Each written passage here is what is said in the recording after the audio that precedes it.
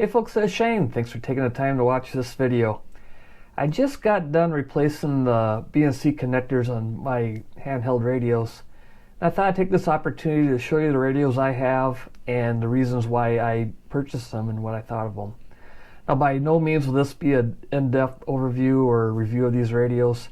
People far better than me have done that a multitude of times, so I won't really add any value to that. However, since they're out, let's do it anyways. Let's go to the table and I'll show you why.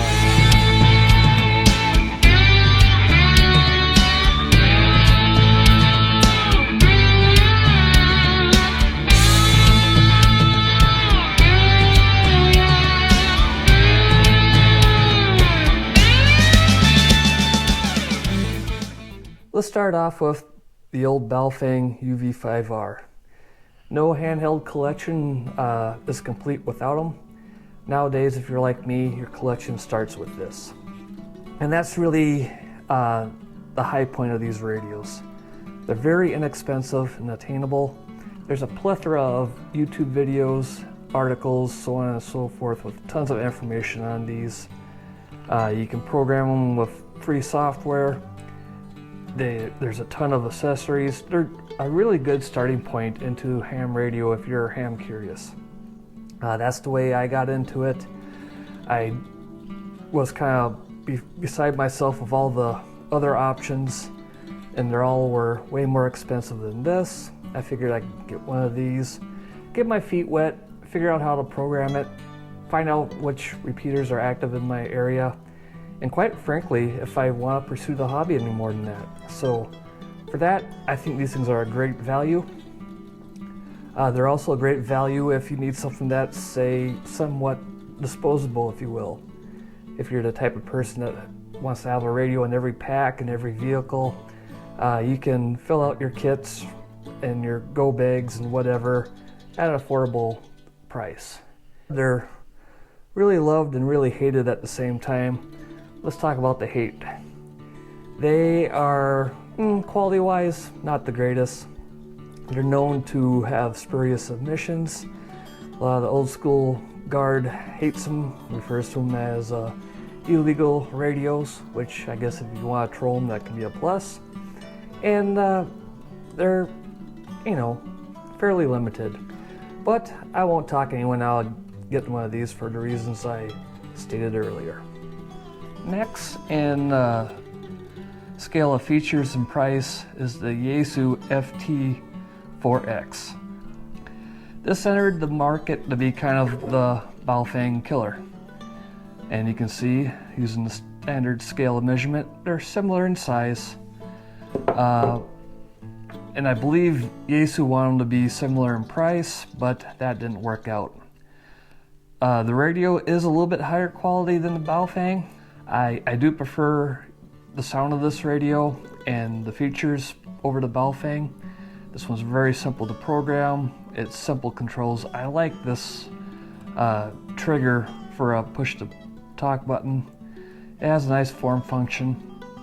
If you're upgrading from the Baofeng, it has the same style of speaker and mic connections and takes the same configuration of SMA connector. So if you started off with a Baofeng, any of the accessories you have will work with this. So that's a good point as well.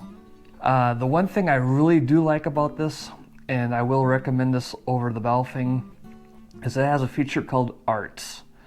This is a Yaesu proprietary thing, which basically will allow other radios with that feature to give a beacon to each other to let you know that they're in range.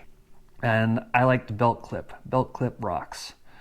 Other than that, it's all right. The biggest downsides for me is it only has a single receive. You can't have a two-band receive like you can on the Baofeng, and you can only charge it from the cradle that comes with it. There's no DC connection, so that kind of limits its usefulness for me anyways in the field.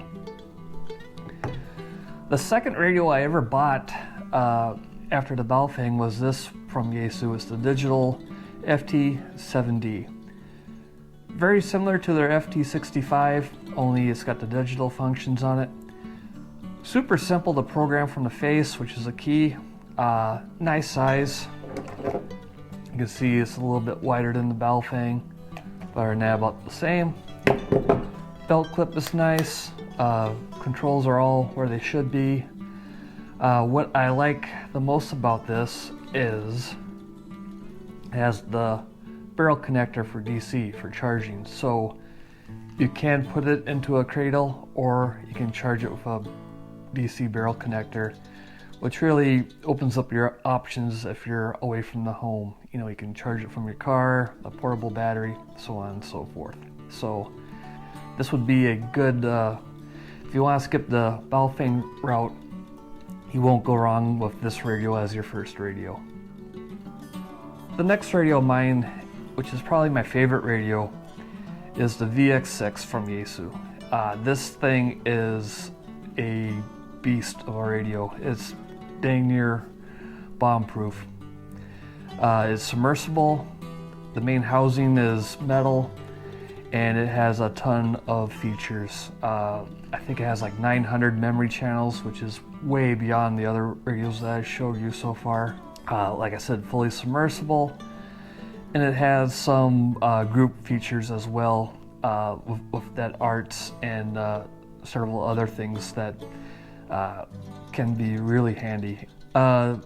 Downside, now you're getting into expensive radios, so you gotta do your research to see if this is really the radio you want to drop your coin in.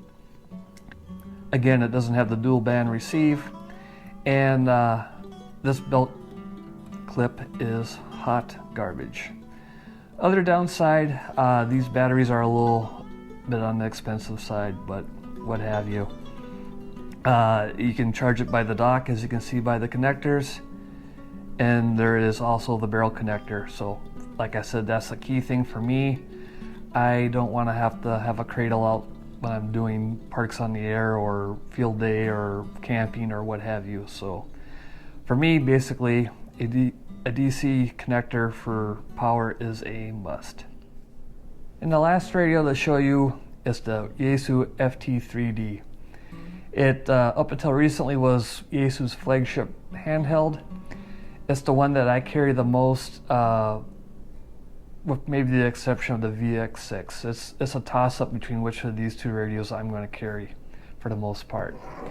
It has all the features you would want and then some. APRS is the biggest reason why I got this radio. I love that feature of having the APRS built in. As you can see, it's got a nice color display, dual receive, just a nice radio. Now this will hold its own in the weather. I've carried it quite a few times out in the rain without any issues. Nice features about this one. Again, it has the barrel connector for DC power. It takes a micro SD card. That's great. Say you do a lot of traveling, you can switch out your memory and have a different list of repeaters for a different part of the country you're at or what have you. Also save your settings, so if you need to update it, you can do that in the field as well. With that, I'm going to wrap it up. Thanks again for checking out this video, and I'll catch you on the next one. Later.